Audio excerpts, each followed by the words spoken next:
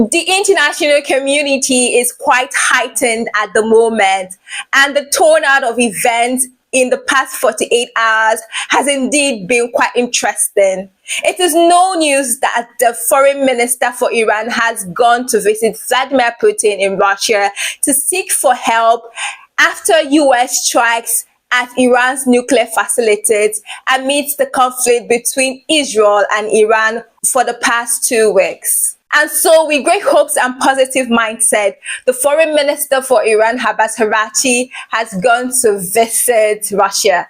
As a matter of fact, he was quite positive that he's going to be getting a positive response. Did he get the positive response he had hoped to get? And what could be the reasons for the recent turnout of events? All of that I'll be analyzing in this video, so draw your chairs closer, plug in your AirPods even tighter, and do not move a muscle because I'll be right back. My name is Linda, and this is PJ Talks here on Linda Space Media.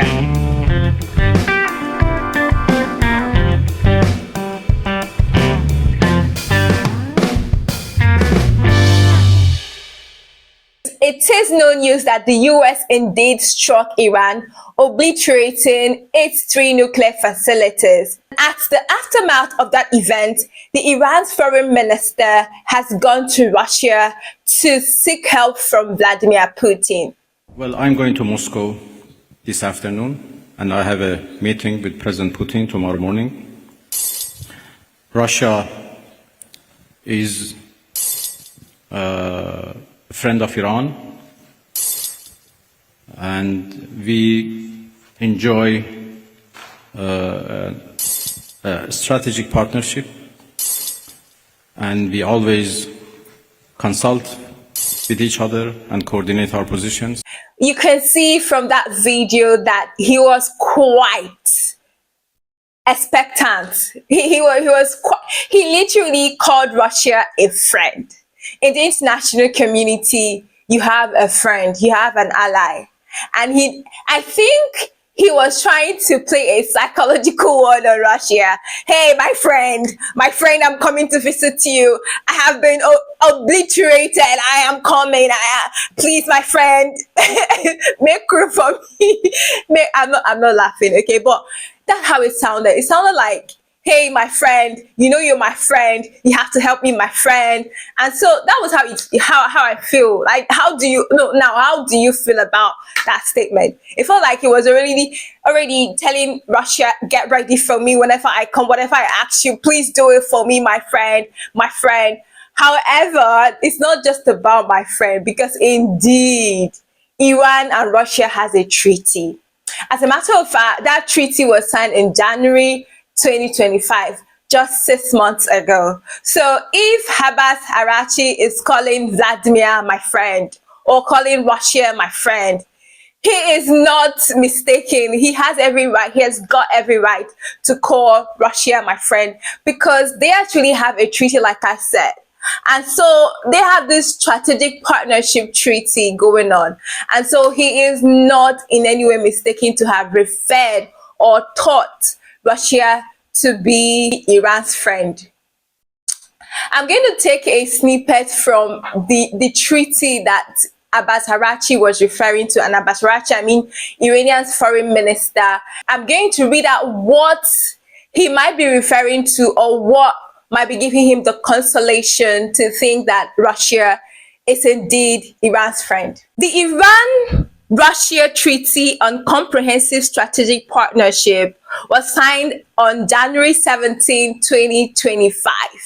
This treaty is an outline of 20-year agreement focused on strengthening ties in various sectors, including economic, trade, energy, scientific, technological, and military fields. It includes provisions to counter common military threats, develop military technical cooperation, and participate in joint exercises. The treaty also aims to boost economic partnerships by strengthening interbank cooperation and promoting national financial products. Additionally, both countries, talking about Iran and Russia, are committed to not entering into agreements that could harm the other and to prevent their territories from being used to undermine each other's sovereignty. And so this is like a snippet, a summary of what this treaty is all about. So this treaty, like I said earlier, has been joined in January of 2025 this year, just 6 months ago. And so I am very sure, I think, and I might not be wrong, that this is what actually gave Abbas Harachi the confidence to actually refer Russia as a friend. And so the friend has gone to meet its friend and indeed met a disappointment. What do I mean? Russia had nothing to offer but words. Words and words and words. As a matter of fact, allegedly, Russia has downplayed Russia indeed allegedly downplayed its obligation in the strategic partnership, making it look like I am not obligated to do this, I'm not obligated to do that. It literally, allegedly downplayed its obligation in the strategic partnerships. And this is the reason why, when I was preparing to record this video, I kept on thinking, whoever the state actors that go into this negotiation table for Iran at every point in time need to step up their game. I have taken time to think about it. For every treaty, for every deal Iran has appended its signature on, has always favored the other party. Is it the nuclear deal? Is it this treaty? The other party has always, for me, and before the end of this video, you're going to understand why I am saying this. Just take a chill pill. Let us continue. And so, Abbas Harachi, foreign minister for Iran, has gone to visit Vladimir Putin. He indeed condemned US action publicly. He said it was unjustified, it was unprovoked, that US had no evidence to show that Iran was actually amassing or producing a nuclear weapon or has a nuclear capabilities.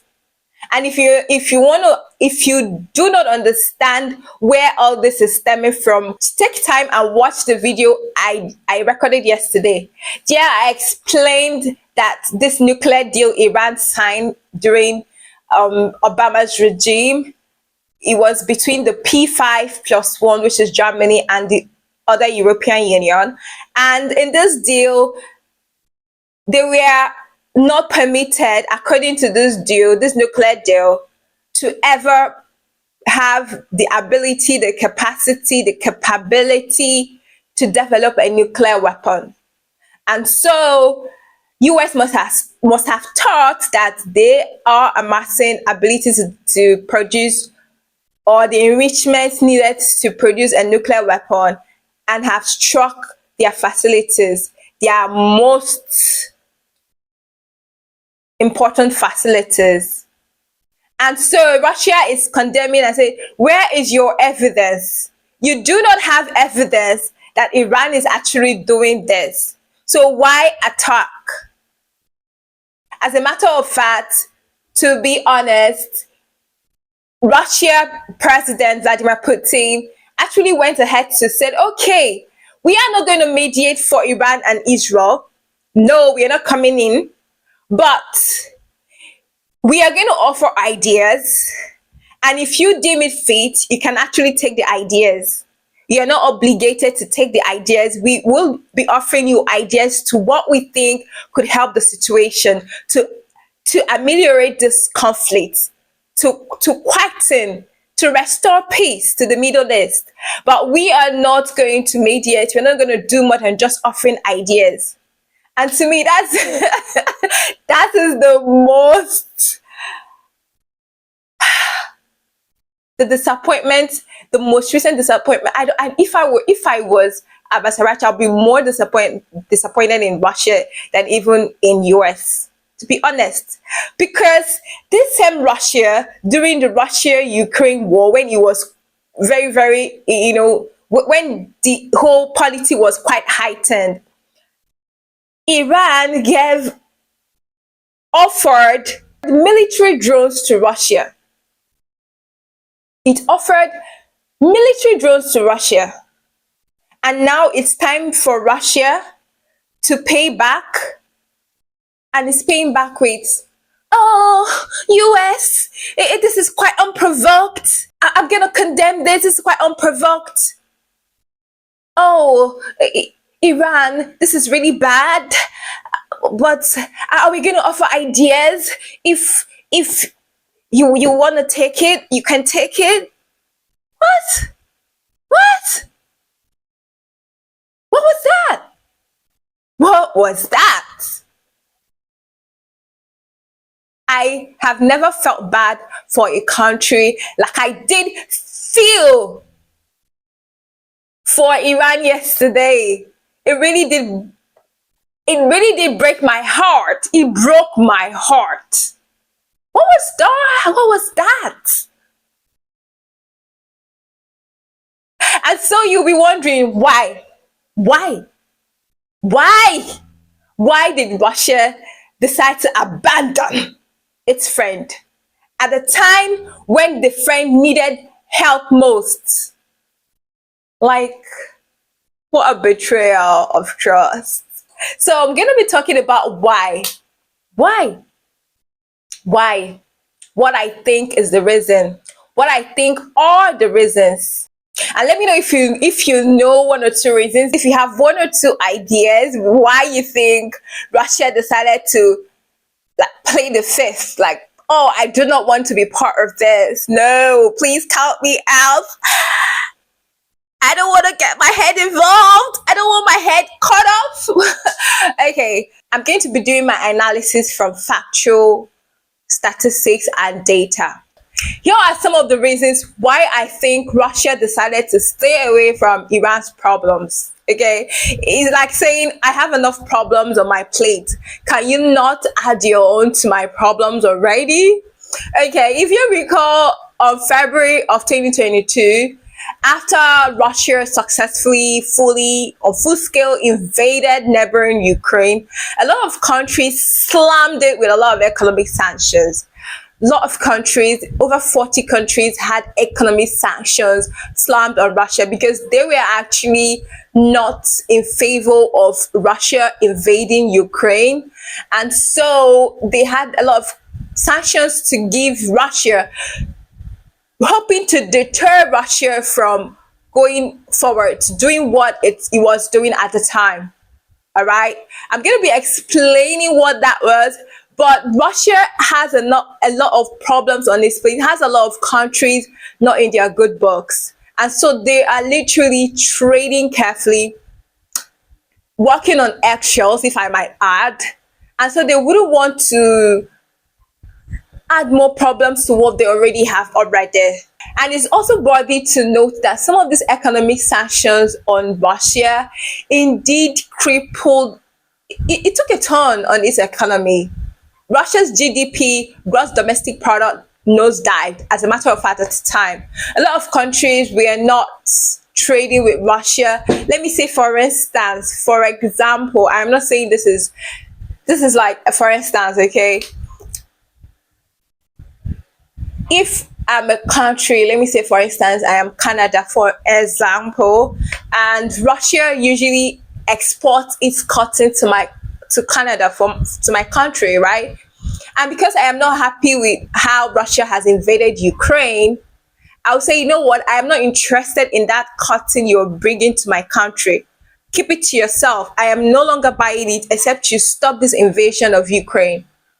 And so what would happen? That money Russia would have gotten from exporting that cotton, they wouldn't be able to get it. And let me say, for instance, there is a product, a particular resources that Russia do not have naturally, and they depend on my country to provide that resources to them. And because I am slamming them with an economic sanction, I won't be able to give them that resources just to punish them for invading Ukraine, because I am not in support of what they are doing. Because hey, Russia is a sovereign state. There's little or nothing the states can actually do than slamming them with economic sanctions. And so Russia has a lot of economic sanctions on them, and US is one of the countries that has slammed them with the most economic sanctions. And so they wouldn't want to, they wouldn't, trust me, Putin wouldn't want to aggravate Donald Trump the more.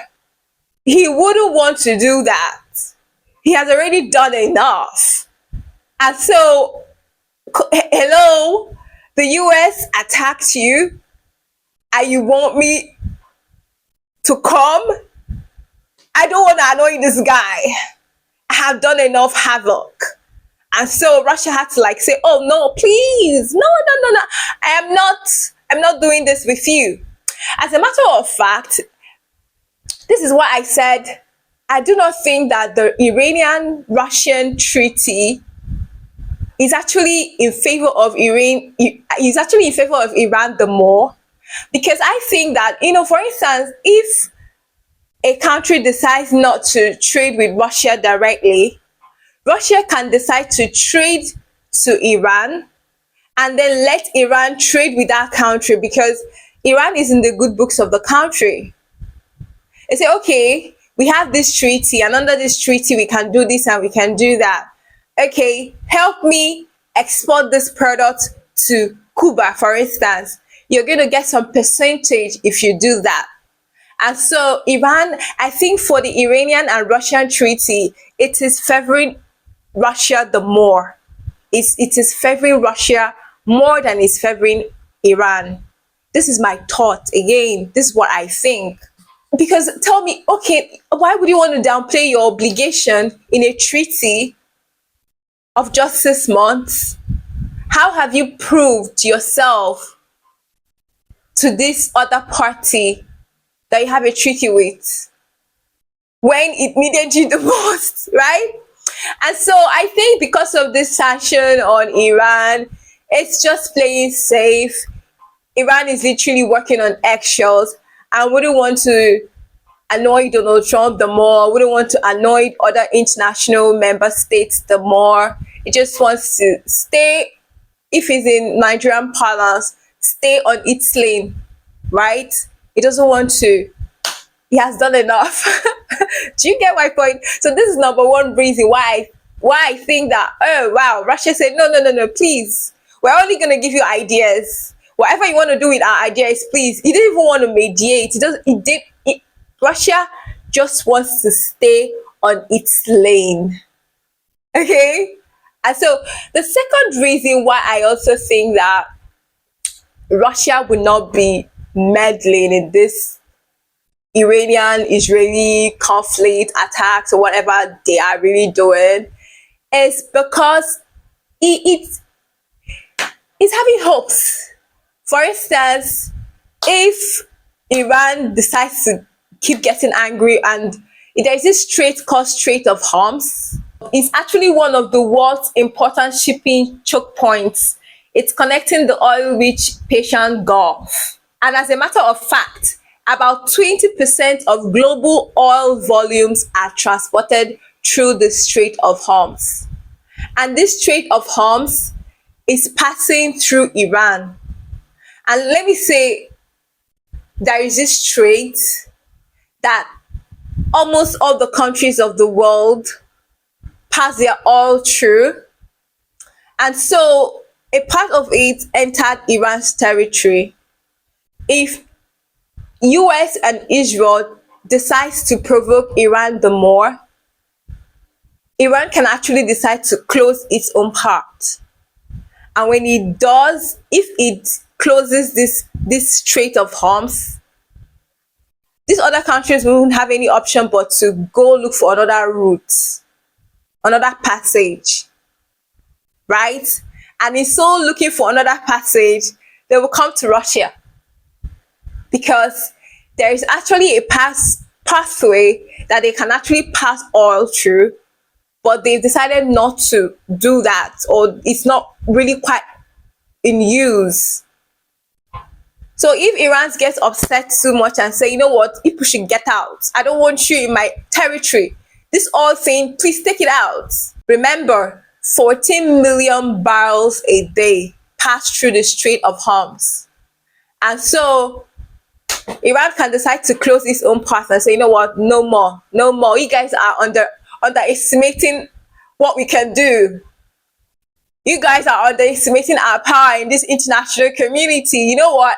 No more. And once Iran says that, these other countries wouldn't have any other option but to look for other alternative means of passing their oil.